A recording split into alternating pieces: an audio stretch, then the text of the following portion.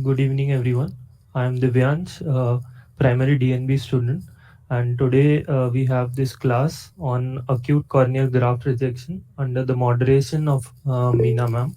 So, the overview of this class is that we'll start with the discussion of some case scenarios.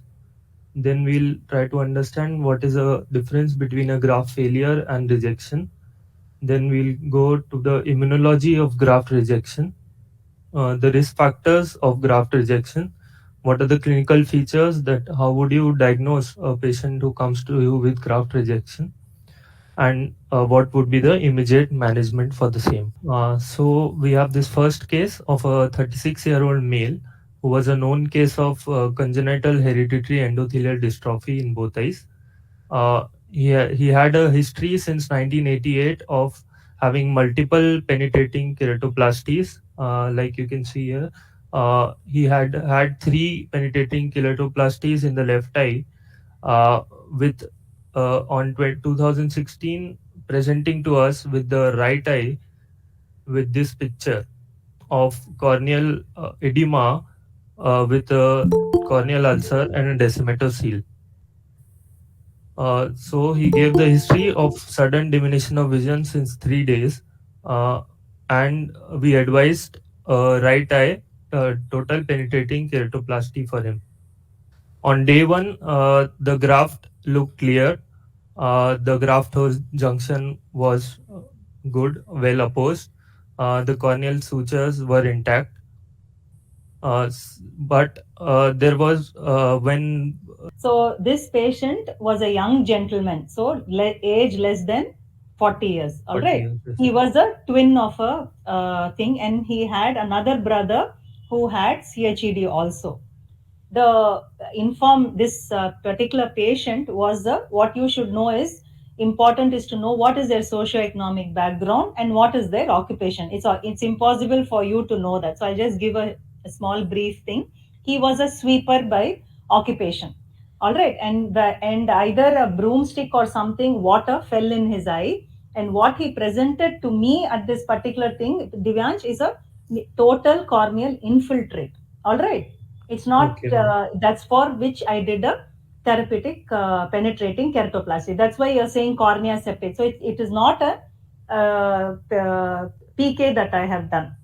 Can Okay. somebody tell me what is CHED? Whoever, Saurav, what is the prognosis of grafting in CHED? He's the next exam going, right? Okay, forget it. Go ahead. So this patient came to me for therapeutic penetrating keratoplasty. All right. Okay. So certain things that you need to ask because you couldn't see the patient. So I'm going to just talk on your behalf. When a patient comes to you with an infection, so what is the main thing? You will ask how his patients were, how his vision was prior to the grafting done, and how long he was able to see. Okay. Any grafted patient, forget today's class, tomorrow's DAL class, or any class like DMEC class, you will ask a patient how the vision was and how his visual prognosis will depend on our intervention, not in this case where TPK is needed, but when you want to do a penetrating keratoplasty. All right. Okay. Okay, so go ahead. This is just out of the way. I'm just talking. Okay, so it was a infection, not a Yeah. optical penetrating. That's a basic thing. So when you go through the file, you should have got this doubt. Why, madam, did an optical PK you're mentioning, whereas you're getting corneal septate? Will that ever happen? No, ma'am. Yes, that won't happen. All right, go ahead. Yeah. So for this patient, yeah, as ma'am said, corneal septate filaments were found, and the patient was asked to stop the Predford and was started on natamycin, homide, and ketoconazole. As you can see in this picture, the patient had a total uh, epithelial defect also In the post-operative, that's not in the. important. Okay. Okay. Yeah. After this, the patient healed well. The graft healed well with slight stromal haze, and he presented to the vision were maintained till 2 years, 6 months after the surgery, when the vision suddenly dropped to 6 by 60. and this patient presented with the right eye congestion with stromal edema and DM folds. So this was a kind of picture we saw. There was graft edema with some loose sutures and vascularization, which may be related to this picture here, in which you see the graft edema here with this endothelial rejection line, which is also called as the Kodadaus line. So, this patient was asked. This patient also gave a very significant history of being inconsistent with the immunosuppression, that is, Predfort, taking Predfort eye drops, and so we advised him to take Predfort 1 hourly, because this was a case of rejection. After that, the patient maintained the vision 660, 6 by 60 till 2020.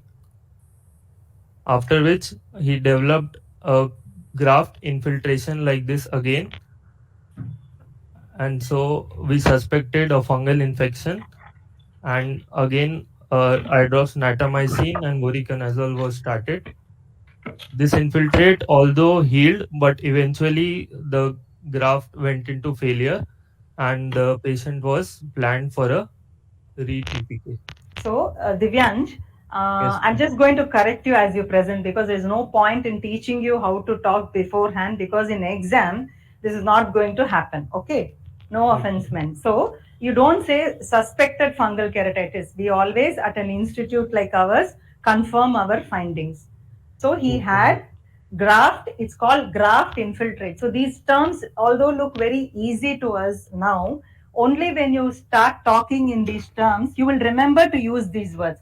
He developed a graft infiltrate, is what you should be telling. All right. Okay, ma'am. And we didn't do re-TPK.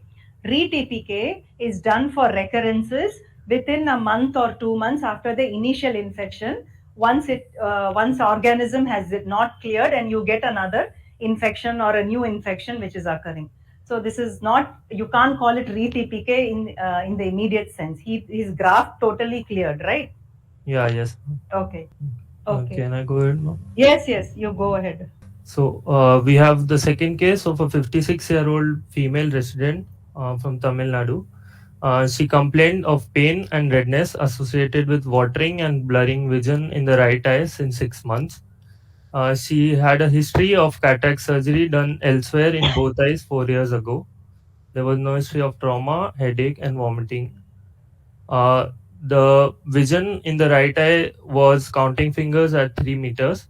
The conjunctiva was congested, and the cornea showed stromal scarring with subepithelial scarring and bullae with DM folds.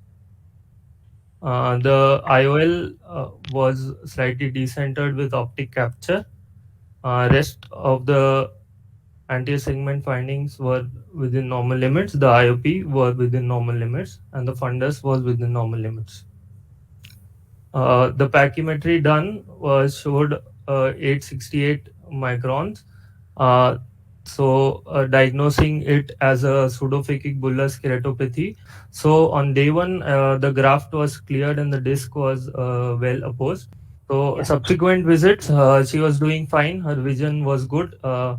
Only she had developed PCO for which JAK caps was done. So 612 she was maintaining till 2018. After 2008, when her DSEC was done, but in 2019 she had a drop in vision. She was also being irregular with using topicals, and this was the picture that was seen, where you can see graft edema, which is superiorly, whereas inferior seems to be clear, and an endothelial rejection line separating the two parts. Uh, and the endothelial counts, as we can see here, were reduced. But after she was given a Predfort, which was 10 times a day, and weekly taper. Yeah. So prednisolone acetate 1% drops were given. and you can see that there was a significant reduction in the edema, and the patient is maintaining the vision 612 after that. Okay, so this patient was seen for a long follow-up in our hospital, was actually fairly compliant to her visits, and Yeah, yes. because she had good vision, she was using low dose steroid, which was told to be put alternate day. And at one period of time, she said as soon as she stopped lotipred eye drops, even for one time alternate day, the next month she had rejection. So this is the background of this patient who had pseudophakic bullous keratopathy and underwent an endothelial transplant, which we think has a lower rate of rejection. The previous case was full thickness penetrating keratoplasty. All right.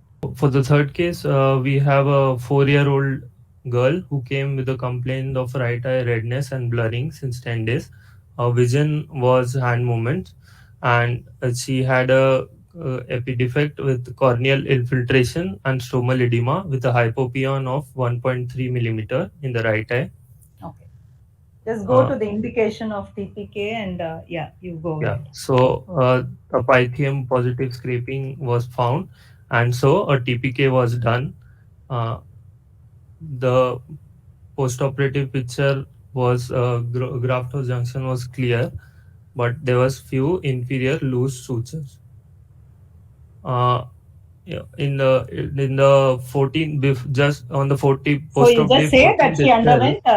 underwent she underwent two TPKs, right? Go to the next Yeah, slide. two TPKs, and the third one was planned. So the third TPK picture is this, in which the graft is clear, And okay, sutures so are I'll intact, stop but here there for was a yeah, Divyansh. So I'll stop here also.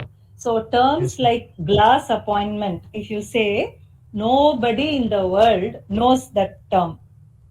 Okay, you will never see Okay. that in any textbook. You will never see that in any what do you say? Any other operating procedure manuals. It is a term which is only familiar to people here. Okay, ma'am. Glass appointment for you maybe 4 weeks, for me maybe 8 weeks. So I'm telling you, by impulse, if you start using words like this, you will get caught. So people will ask you, what is the meaning of glass appointment? For a therapeutic penetrating keratoplasty, do you mean to say that there is a glass appointment? Isn't it? No, No, isn't it? no, ma'am. Yes. So you will write either 1 month post-op or 6 weeks post-op. That is the professional way of mentioning any review appointments. Okay. Can you So move ahead to what is yeah, the class about? Yeah. yeah. So 3 months after surgery, the patient presented with graft edema and large keratic precipitates like this, with a vision of counting fingers at 1 meter, again suggesting of endothelial graft rejection. Okay. So stop here. So actually, Divyansh has not seen any of these patients, so I can't hold him responsible for anything. Just to make him familiar with some of the different case scenarios, we selected these cases. So here is a child who has come, who had undergone two TTKs, and I had a failed graft for which I did an optical penetrating keratoplasty. Patient was under good follow up, and her mother got her. What was her main complaint? Was it written there, Divyansh? Could you make out? No, I don't think you could make out. So the mother complained that the child had a whiteness or loss of sheen of the cornea. All right. Why is this important in difference to the other two patients? Can anybody tell me? Any of the third years DNB students? Because we are looking only at cases. Our objective is to identify different case scenarios so that you don't miss rejection in the emergency service. That's my only goal of this class. Okay, so since none of you are answering, I And will answer. Sheen and this thing, ma'am, if he's school going and all, that will affect his. So, what happens to school going people, Saurav? I don't get that No, point. he or he may not be able to see the blackboard or whatever the teacher is No, writing. no, no, no. The difference in the way a patient who is a child presents in difference to an adult. We'll answer this to the end of the class. Somebody remind you. So, understood that we have presented two adult cases and one child. So, try to answer the same question which I will ask you at the end of the class. What is the difference when you see a rejection in a young patient versus a Older patient. Yeah, go ahead. Now we'll discuss that what made these grafts at more risk of rejection and subsequent failure. So in the first case, it was the non-compliance with the treatment and not being on a regular follow-up, as ma'am said. Uh, in the third case, it can be a young patient who has had multiple graft uh, operations, and maybe a risk factor can be a loose suture with vascularization, or even for a third case, that may be a peripheral anterior synecdoche which developed after the penetrating keratoplasty. The Uh, main the main difference in the third case is the extreme young age yeah, of this child. All right. yes, You will discuss about signs and symptoms later. yes, ma'am. Okay. So, in this era of COVID, there are some case reports which have been published about graft rejection after post-COVID vaccination. So, here is one which I have right now, of a 62-year-old male who had had a penetrating keratoplasty 2 years back. He was maintaining a vision of 6 by 36 until 5 days when he developed diminution of vision, and he gave a history of COVID shield vaccination first dose 3 weeks before that.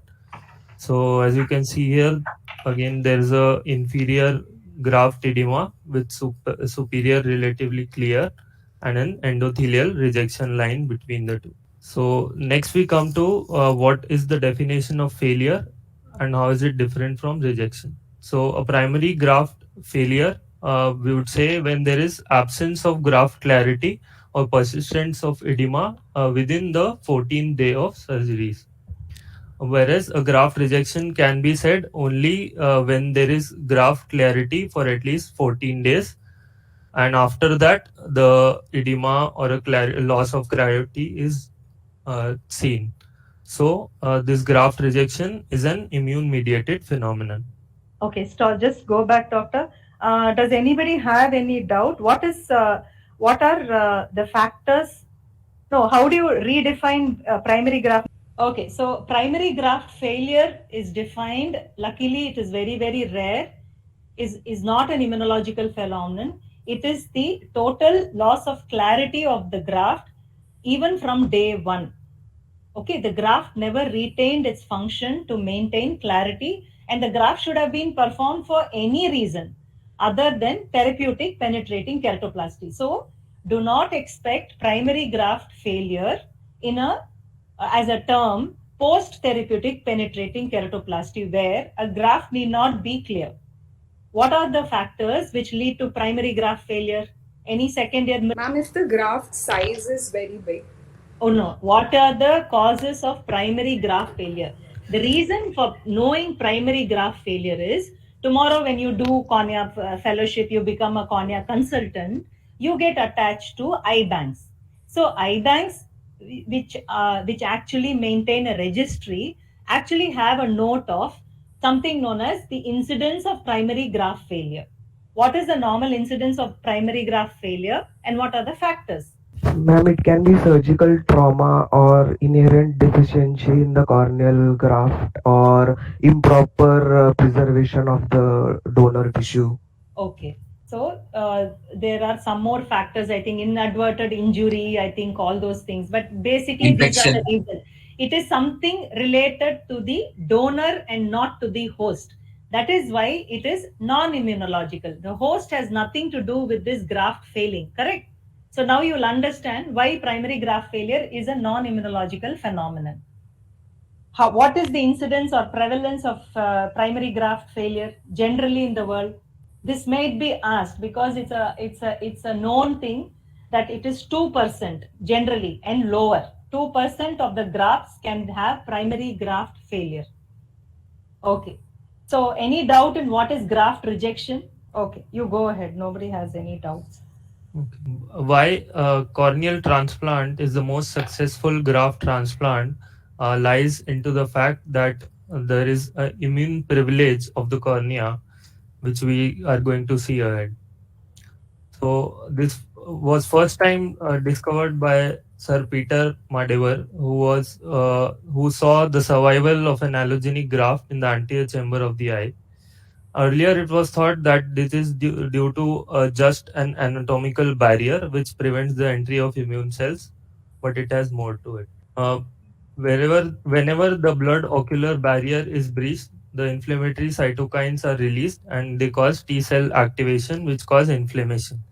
But in our aqueous humor, we have something called as the anterior chamber associated immune deviation, which produces these anti-inflammatory cytokines, which are the tissue growth factor beta, the VIP, and the thrombospondin, which actually inhibit this T cell activation and cause inflammation.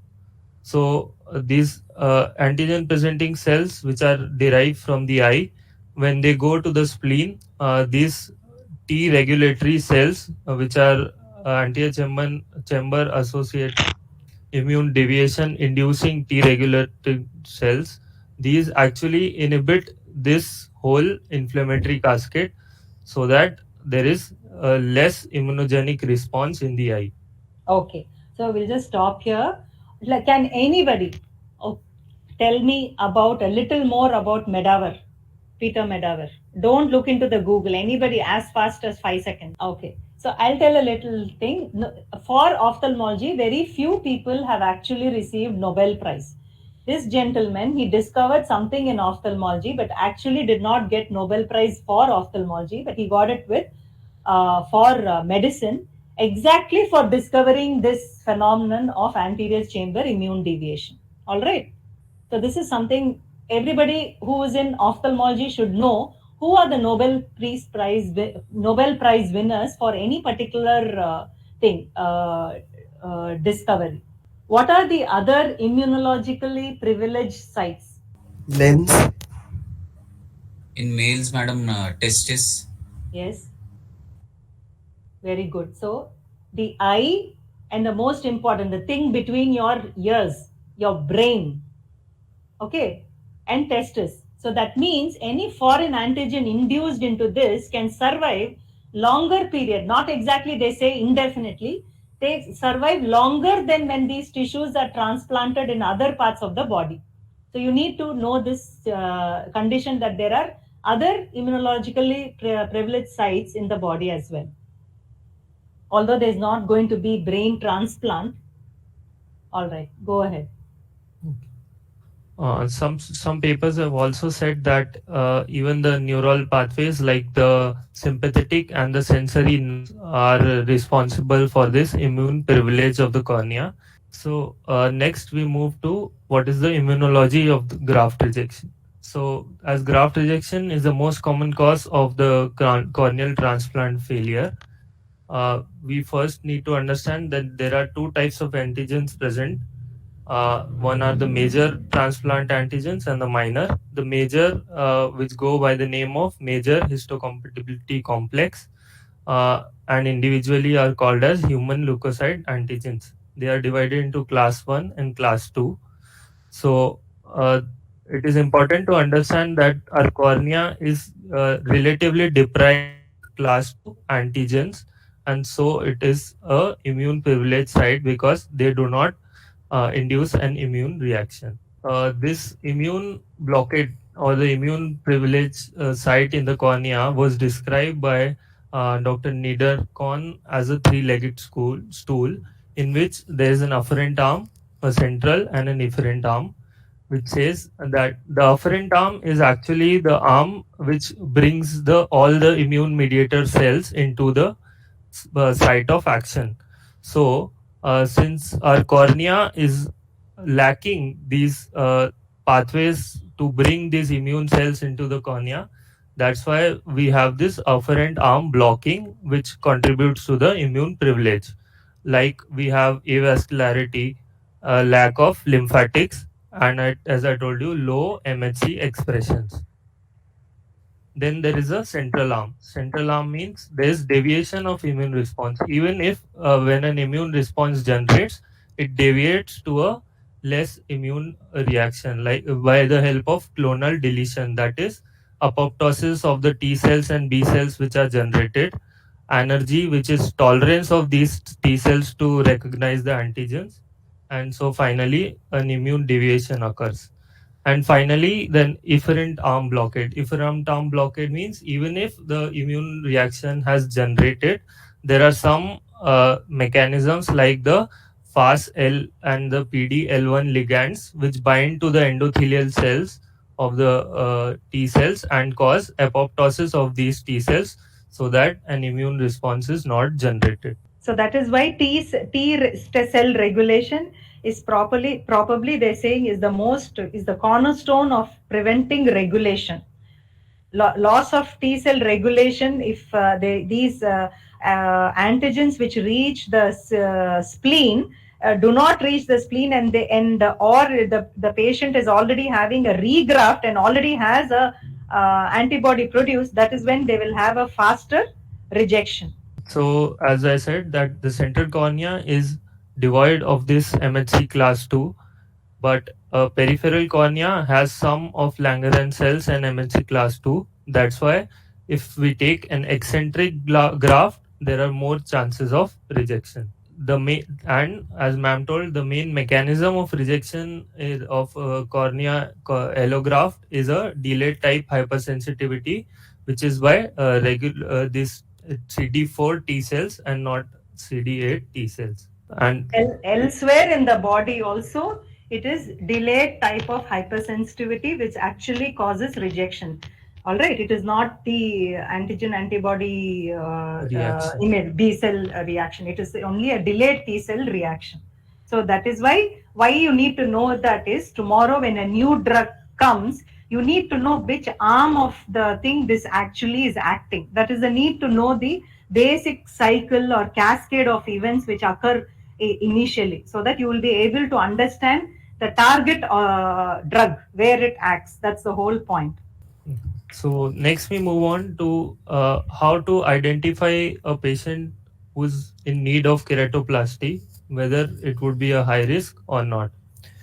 So all these factors, if we place this keratoplasty into a high risk keratoplasty, which are corneal stromal vascularization, prior graft loss, increased graft diameter, or an eccentric graft place. If we take presence of anterior synecdoche, previous intraocular surgeries, uh, herpes simplex keratitis. If we operate on a patient who has had a herpes simplex keratitis, a history of anterior segment inflammatory disease or an ocular surface diseases, and young age, as we saw in our cases. So, how would a vascularized cornea cause more, would make our transplant more prone to rejection? So, a collaborative corneal transplant study was done, which defines high risk cornea in terms of vascularization as two or more quadrants of deep stromal vascularization. And they found that the risk of rejection was doubled when the stromal vascularization was there in all four quadrants. So, Krashmer and Eldridge also found that 14% frequency of endothelial rejection in corneas who had no preoperative vascularization compared to 32% rejection rate with preoperative stromal vascularization. The degree and depth of vascularization is proportional to risk, and the time for rejection as it was found out to be 10 months after surgery for avascular corneas to about 2 months for heavily vascularized corneas. Okay, just stop here for a while. Just go back, please. Just go back to the previous slide. Okay. Can anybody tell me why we are doing this class? Why are we trying to understand acute graft rejection? What is the whole idea of this? And in Indian scenario, what is the context of knowing about rejection? Any cornea fellow can answer this?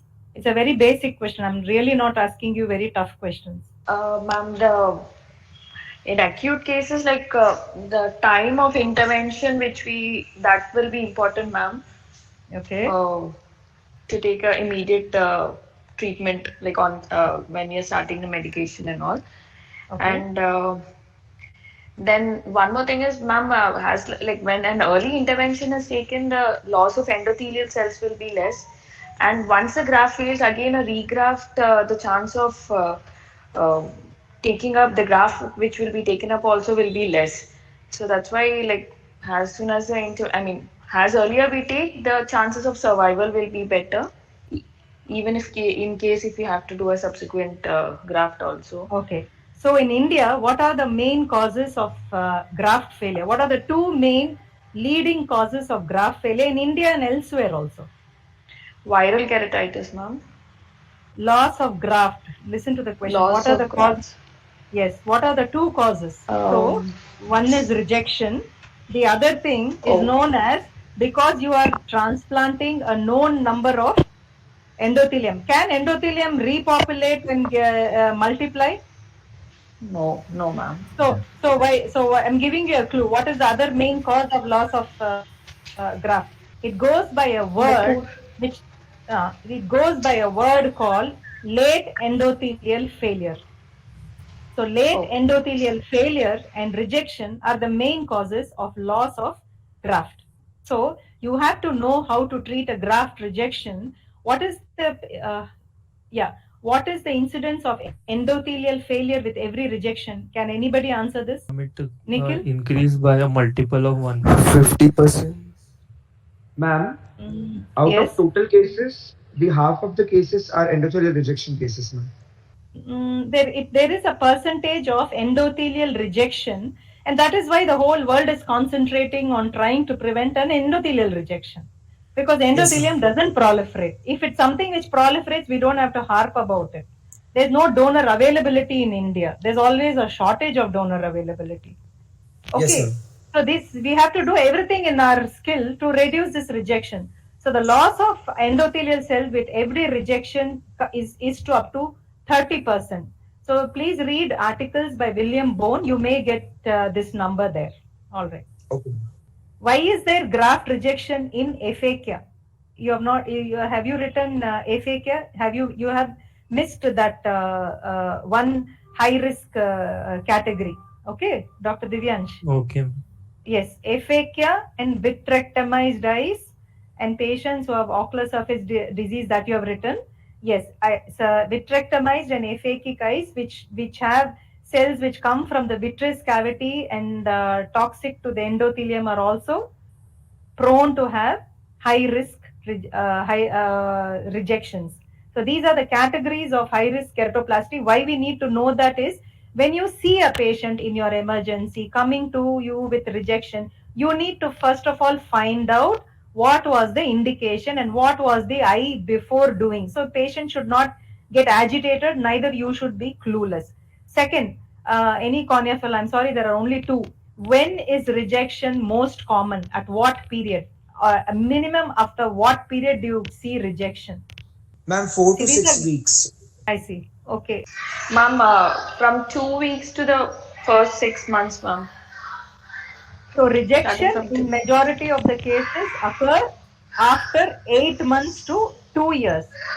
Okay, if you do a penetrating keratoplasty for optical reasons, very unlikely you will get rejection in 2 weeks because you have given the patient enough topical steroids which starts in high frequency. So if you say 2 weeks, use lymphocytes is not even 2 weeks, maybe even more. So the maximum rejection episodes take place between 8 months and 2 years. So that's when you should be under very high vigilance. All right.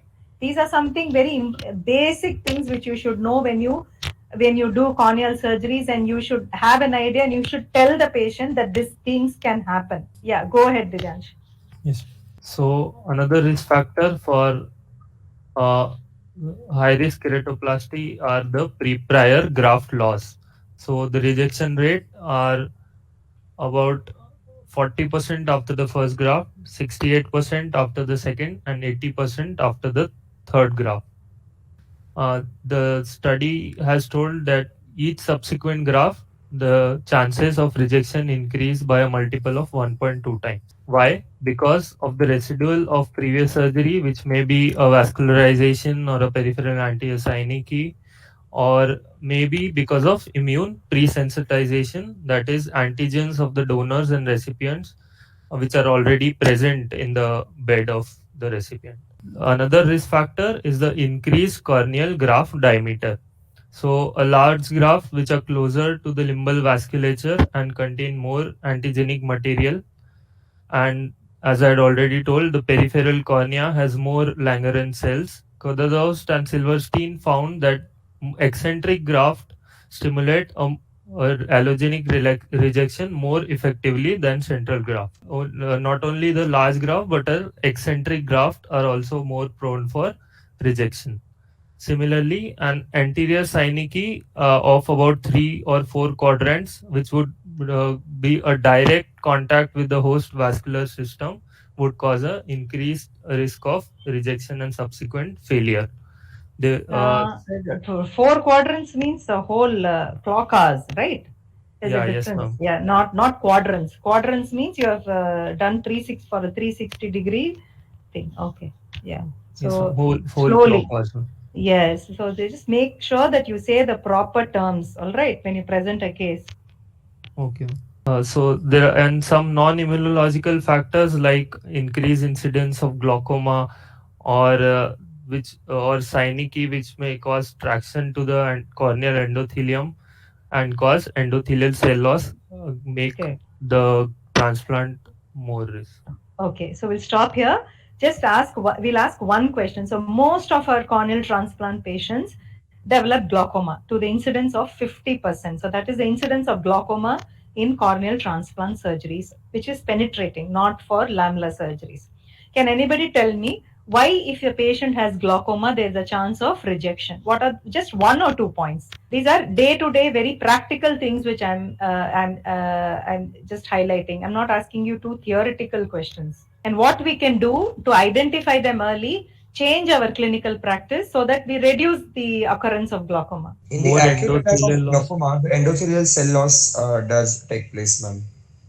Yeah, so endothelial cell loss causes late endothelial failure and graft edema. So so as you even say this endothelial cell loss, to cause an immunological rejection, don't you think an eye should have enough endothelium to actually cause rejection? So it's actually the corollary of what you're saying. All right. Yeah. Yes, ma'am. So apparently glaucoma medications and patients who have received previous topical drops for glaucoma are all not preservative free. A patient who's using glaucoma medication, especially with benzalkonium chloride, is very immunological to the conjunctival cells. That can actually cause can actually cause a rejection to occur as a means of antigen stimulus by glaucoma medications. Second, prostaglandin analogs are preferentially not given for transplant patients because of the same things, because they do something to the cascade. These are pro-inflammatory. So remember these 2 points. All right. Patients who are glaucomatous should be treated properly post-operatively without prostaglandin analogs with preservative-free medications. Okay, Okay. go ahead. So one more point that makes graft at high risk is the history of anterior segment inflammation, which would affect both the afferent and the efferent arm and cause vascularization and uh, lymphatics and increase the cytokine cascade. Even ocular surface diseases like chemical injuries may contribute to an increased risk of about 3.5 times, and the CCTS study found that the failure rate of 67% was there with chemical injuries. Okay, I'll just stop here. It's a very interesting anecdote. What was the first indication of corneal transplant done for? Does anybody know? Yeah, tell me. Tell us all, because this is very Yeah, ma'am, important. it was done in 1905. Yeah, the call. Interestingly, the first corneal transplant was done in a boy who had an alkali injury. All right, go ahead. Okay, ma'am. So next we come to what are the clinical features of a corneal allograft rejection. The most of these patients would come with the symptoms of redness, photophobia, blurring of vision, irritation. Uh, few studies have found that 70% of the graft rejections were identified by patient symptoms and 30% by the signs as seen by clinicians. A series also found that the patients with lamellar grafts like DSEC had actually no symptoms at all and were diagnosed only by the signs we see. Okay, so stop here. Just stop here. What does this slide, which actually says 70% were identified by patient symptoms? Can anybody interpret it in another way for me? This means that the Yeah. patients actually came with the complaint, and then after examining, we found out So that this is, yeah. rejection was there. So it is quite high, isn't it, for a patient to report Yeah, yes, ma'am. for us to so this is the importance of having an emergency clinic in our hospital. We don't have emergency here to see conjunctivitis only. So these are the patients which actually report to emergency. And remember, if somebody asks you, list out what are the emergencies in cornea, you will mention you will mention endothelial rejection as an emergency, and not the first will be chemical injury, but you will also say corneal trauma and endothelial rejection, because it is very important. You have 3-4 days for which you can reverse the clarity of the cornea. This is the importance. So you will have redness, you will have photophobia, and you will have decrease in vision. The patient will distinctly tell you that I am not seeing what I saw. Okay, these are applicable to adult patients. What happens to you in a child? So these only adult will tell you. So how will you know in a child? Like that, in our case, that decrease in corneal sheen was admitted Okay. by the Yes. parents. Yeah. In that will be there. Sometimes you will have only an epithelial defect in a child, in which there is a corneal edema and thing. A silent epithelial defect will be seen, and most often, what in children, this is known as a silent rejection. They do not really produce Cordados line. You will only see edema, and you may not. Patient will not be having redness and congestion and all. So that is the importance of seeing children very closely after keratoplasty. And what is generally called RSVP for patients who are on who have undergone corneal transplant? Any cornea fellow there? Redness, sensitivity to light, vision change, and pain, ma'am. Yes. So every patient who has a graft rejection should be explained that if these are there, do come to the emergency. So you will tell all patients in your life whenever you see clear graft, especially now when patients are going in for COVID injections or any other vaccination. If there is pain, redness, decreased vision, you will come to the emergency. Yeah, go ahead. Yeah. So moving on to the signs that we see. The conjunctival flush or in the congestion can be the earliest sign and the only sign also. Uh, we can have an subepithelial cellular infiltrates, which are called as Krashmer spots. We can have an epithelial rejection line or an endothelial rejection line or a stromal haze and edema like this. This is also a photo of a patient coming up with stromal rejection. That case was a post anterior lamellokeratoplasty. Yes, ma'am. So it was a DALK patient who has stromal rejection. Okay, go back to the previous slide. Priyanka, what do you think about an epithelial rejection line? Can you tell two things about it? Okay. What is it commonly mistaken? What does it actually look like? Anybody can tell when you see a line like this. What does it think? Because I had a cornea fellow who said there's an epithelial defect. Doesn't it look like an epithelial defect Yeah, yes, suddenly? ma'am. So how do you differentiate it from an epithelial defect? Epithelial defect Staining. will stain, ma'am, directly. So this will also stain. The peak of these swollen cells actually take up rose Bengal staining because there's deficiency of mucin here. Okay. So they progress towards circumferentially and then centripetally also. How are they self-limiting or do they need treatment? Epithelium is usually self-limiting. Okay. Why is that? Because the epithelial turnover, because of the turnover. Okay. But you will still take precaution, yes or no?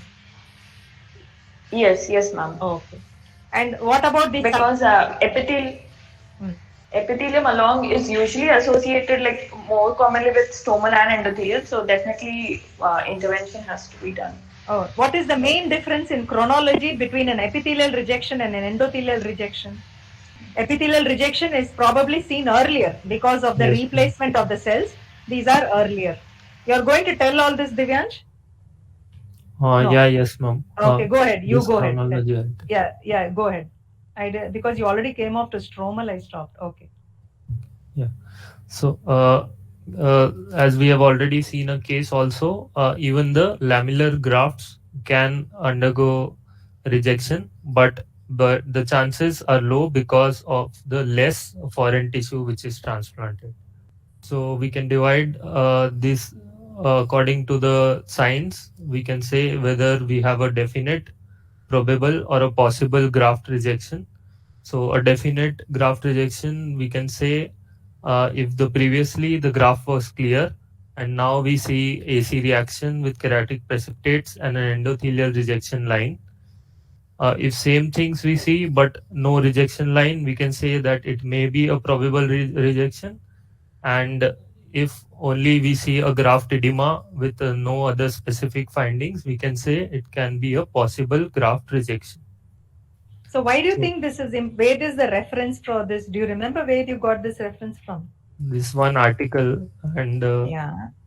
So this was mentioned in a immune. survey article by Panda et al. All right. Yes.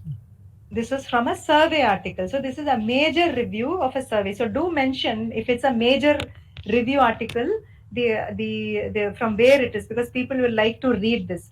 Okay, Okay. the reason why you have a definite, probable, and possible is for those patients who are not operated by us but come to our clinics.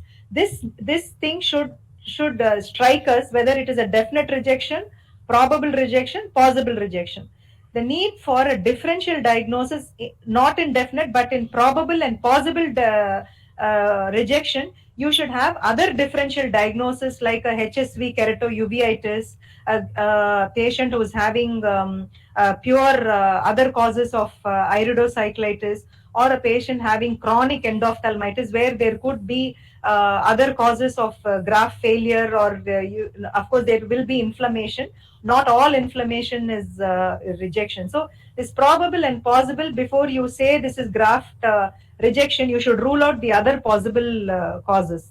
Okay. So now coming to the types of rejection in detail. So an epithelial rejection, which is seen in about 10% of the total reported rejections, and most commonly it is seen within a year. And as ma'am said, it's chronologically before the stromal and the endothelial rejection because of the epithelial turnover, and it is replaced by the host. So this image shows an epithelial rejection line, which is a raised line on epithelium. And as ma'am told that it can be stained with fluorescein also and rose bengal also.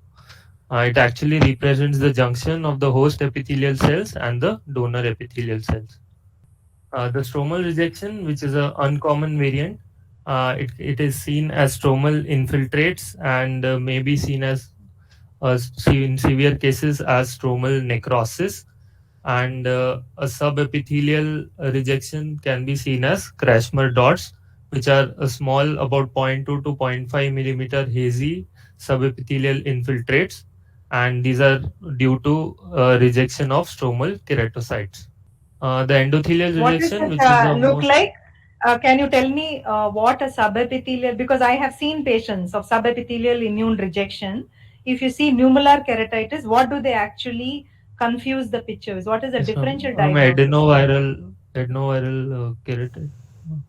Adenoviral Subepithelial keratoconjunctivitis. Yes, keratoconjunctivitis. Yes, ma'am. any of those viral etiologies which cause nummular infiltrates, including, I think, EBV virus, any of those viruses can cause, even post herpes zoster can cause subepithelial immune keratitis. Even HSV can cause coin shaped lesions. Even the differentiating point between subepithelial rejection and other infected things is the patient is not as symptomatic, and the other eye won't have features of conjunctivitis as in patients who have rejection. and this will be only within the graft and not involve the other host area of the cornea. Uh, do you understand? Yes, ma'am. Coin shaped lesions which are remaining within the cornea, and the cornea doesn't have edema, and it's not having so much of folds. The only thing the patient will say is some drop in vision and mild photophobia. Correct? Yes, So ma'am. these are patients that you may come across in the outpatient department or in the emergency clinic. All right. Coming to the endothelial rejection, which is the most common type, and it makes around 50% of the rejections, and chronologically comes after the epithelial rejections. It can be seen as a endothelial keratic precipitates, which may be scattered or form a wave of KPs, forming an endothelial rejection line called as a Kodados line, which can be considered the hallmark of endothelial rejection. The in the patients with And also posterior, tell us how is the corneal edema yeah, distributed with a Codados line? What is the yes, main? ma'am. There You it, can find an old Codados line. You may have will be there. So how is the corneal stroma in these patients? ma'am, it is actually the rejection line between the clear graft and the edematous graft. So the area below the So the Codados area line is below prone would into be, folds. Yes. yeah, folds and edema, Okay. And the whereas eye is above also would be, injected. Yes, the eye is also injected. It's not a quiet eye. Correct? yes, ma'am. Yes, yes. Go ahead. Some of the articles have also mentioned that the corneal thickness as measured by ultrasound pachymetry can be considered as a sign of allograft rejection. So the corneal thickness usually stabilizes after 3 months post-op, and if the thickness after 6 months post-op is more than 0.59 millimeter, that is 590 microns, it can be predictive of graft failure. Next, moving on to the management of graft failure. Uh, the mainstay of treatment are the hiking of topical steroids. We usually start. We start with 1 hourly uh, till the response occurs. But for epithelial and subepithelial rejections, because they have high rate of reversibility, we can start with 6 times per day, which are tapered over 6 to 8 weeks.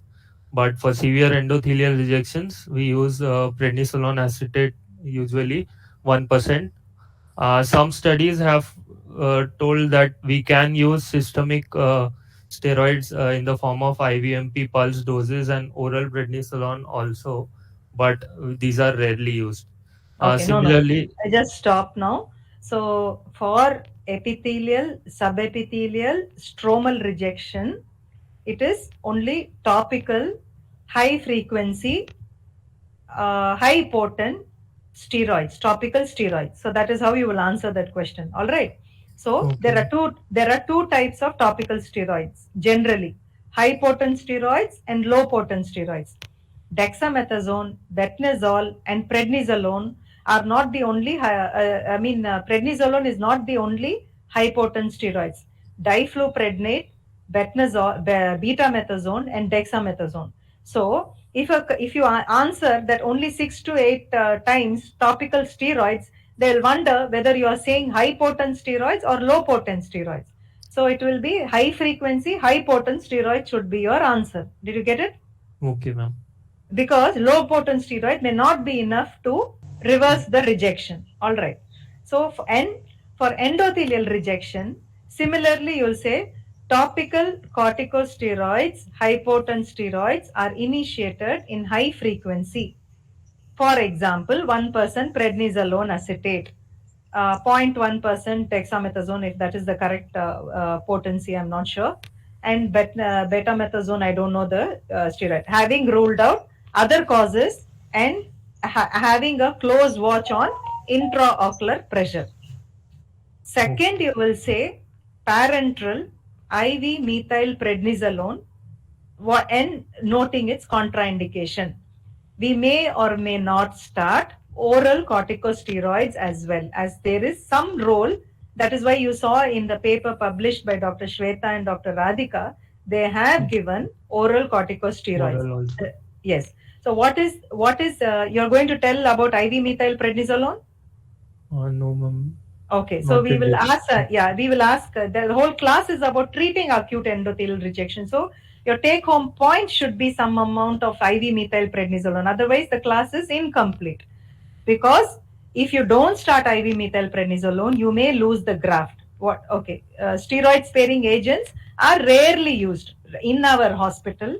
We do not give cyclosporin or tacrolimus for acute endothelial rejection. These agents are usually given for preventing rejections as a prophylaxis in high risk grafts. So there's a difference in treating and in preventing. Generally, now, although there are very few reports of giving cyclosporin A because they take some time to act, they have systemic toxicity. You cannot institute cyclosporin A to everybody who walks into the emergency. So, tell me again, what is the treatment for acute endothelial rejection? Yes. For epithelial, subepithelial, and stromal rejections, we use high potency, high frequency, which can be used for 6 to 8 times per day Which and is more, tapered which over is more. six Yeah. to So eight weeks. topical Topical steroid. corticosteroids. Yes. Yes. For severe endothelial rejections, we use high potency, high frequency topical steroids, like example prednisolone acetate 1%, dexamethasone and betamethasone, which can be adjunct with oral prednisolone or IVMP No, if no there are no IVMP. system. Or is only oral. Yes is IVMP. First is topical corticosteroids. Second is IVMP. Every patient who walks in with a rejection within first 2 weeks should get the benefit of IVMP. That is why I stopped here and said we need to know about IVMP. Do not send away a patient without offering them IVMP. Okay, then IVMP. Okay. Third only is oral corticosteroids. All right. Okay, is what is the Yes. how do you treat rejection, acute endothelial rejection? Ma'am, we What do you do if a start. patient walks in to you? If a patient comes to you within 2 weeks, comes to you after 2 weeks, how will you treat? Ma'am, in the acute rejection, as Divyansh said, the high potency, high frequency topical corticosteroids will start. And checking the contraindications of the patients, the oral corticosteroids can be started after the clearance of all his past history of TB, diabetes, if sugar is controlled, and the other parameters which are required to get the fitness for oral steroids. And we start with the uh, milligram per kg body weight steroids and full dose, and then we'll taper accordingly. Yeah, Aditi, way back, IVMP we would also give, right? Yes, we still do. Yes, yes. So any of the fellows can tell how IVMP is initiated, what is the dose, and how many doses will you give? Ma'am, IBMP 500 milligram in 100 ml NS, Okay, slowly over 2 to 3 hours by monitoring very good, pulse and BP pre-op and very post-op good. also. Okay, so what other And it has to be precautions? given Yes, slowly over 2 3 and ECG is very important, ma'am. IVMP do very have good. a role Yeah, in causing ECG changes and the heart yes. arrhythmias. Correct. IVMP is a second line in defense to acute endothelial rejection. All right. So Okay. every hospital should know how IVMP is given. IVMP is a very safe drug, but it has only few contraindications, and know those contraindications. Most importantly, it's never given as a fast infusion. It is given in a very slow infusion of over 2 hours, like what Nikhil said. Giving before giving the things before giving IVMPR, you will monitor pulse and BP with the help of a monitor. They put a that pulse no pulse Yeah. oximeter along with an ECG monitor, for the reason being that patients can develop arrhythmias while giving IVMP, so it can kill a patient. Okay.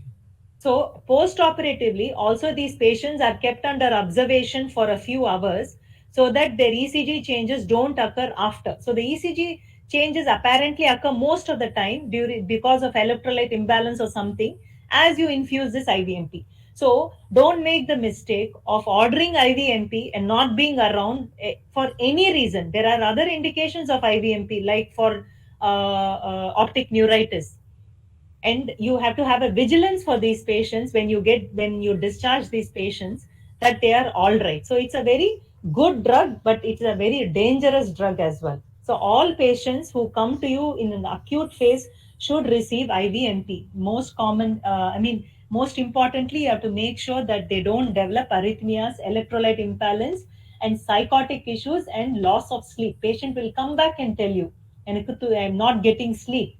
This I have seen patients have, because one of the side effects of steroid is actually loss of sleep and all that.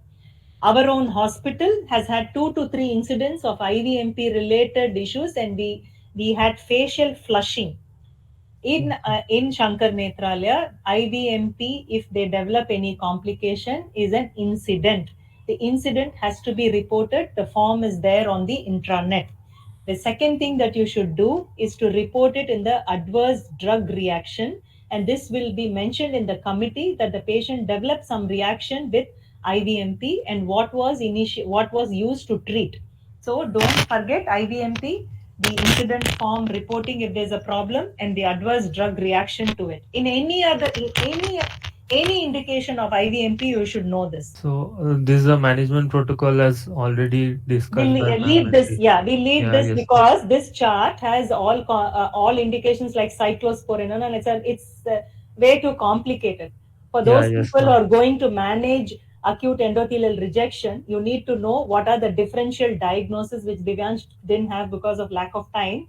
You need to make sure that it is the diagnosis is there. Initiate therapy with steroids half hourly. IVMP should be started after clearance. After that, only oral corticosteroids are given, not before. You don't waste time by sending the patient for oral corticosteroid clearance, which the patient you will be asked to do X-ray and all that. For IVMP, you don't need X-ray. You lose 2 days more. So time is precious because you lose 30% of your endothelium with every rejection. 2 rejections, your graft is done. You can forget about any vision in that patient. Okay. Any doubts from the students? Ma'am, if there's a patient who has undergone any type of keratoplasty and they want to take their COVID vaccine, Yes. so what is the recommendation? Like, are we supposed to So the current recommendation is to have a minimum topical corticosteroids of 4 times of high potency steroid, not low potency steroid, and to continue that for a few more weeks and then taper. For oral corticosteroids, up to 10 milligram of Vizolone or Omnacotil is allowed, and you can go ahead for getting injections. Suppose your patient is on oral corticosteroids also. If it is 10 milligram, it is safe enough to go. If it is about 20, 10 to 20 also, I don't know, but definitely about 20, you will have to wait for 2 weeks before you will stop. You will put the injection, and then restart your oral corticosteroids. So for now, we are only hiking up the topical corticosteroids. Yes, ma'am. Ma'am, if there's a patient who's having rejection and we start the steroids, and after that they have some kind of steroid response, then what do we do, ma'am? So, like in all other conditions, you will have to warn the patient, especially if the patient has had glaucoma. If the patient has glaucoma, you will convert it into oral glaucoma, anti-glaucoma medications, like give maximum dose of acetazolamide and reduce the continue their topical steroids for a short period of time.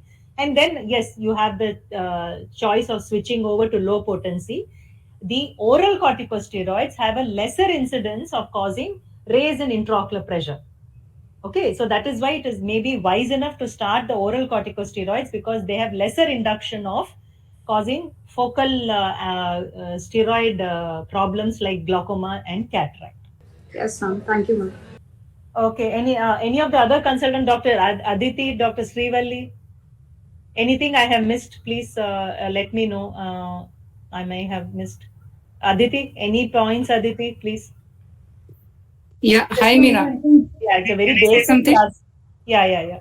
Yeah, it was a very good class and it was a very needed class because this is something that every cornea person and everybody in the emergency should know.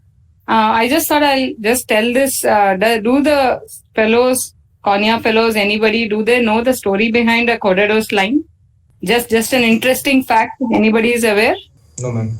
Yeah, so Khodadost was apparently in his residency of second year when he discovered this line.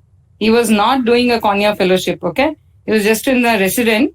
And Khodadost and his friend used to actually just challenge each other at the end of the rounds, like, end of the day, before they called it a day, they would take up some patient and just see slit lamp for 5 minutes. They used to time each other and then they would draw the diagram and compare the diagram that who has been able to pick up maximum findings. And whoever picks up the more findings is supposed to get the dinner that day.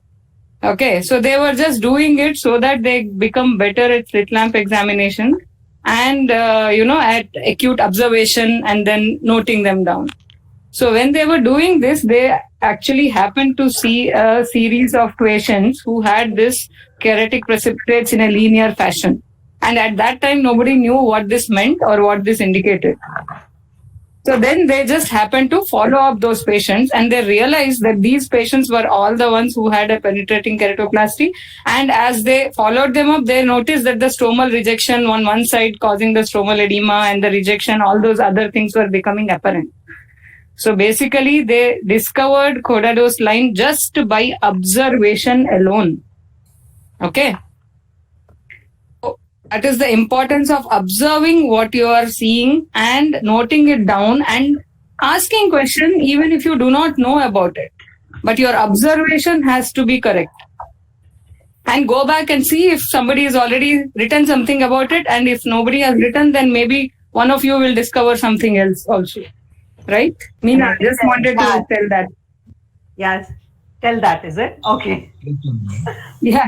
I mean, that's what I just wanted to share that because Dr. G.N. Rao had told this once when I was doing fellowship. I think they also saw a lot of vascularization. It was these guys which actually found that vascularization was the most common cause of rejection.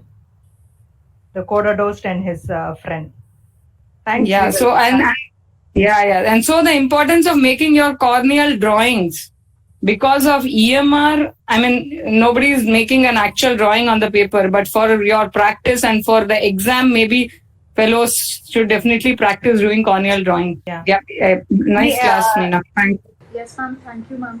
Okay, thank you so much. Thanks for everybody for staying back and for all the non-cornea consultants also for coming. Gajendra, thank you so much. Thank you, ma'am. Thank you, ma'am.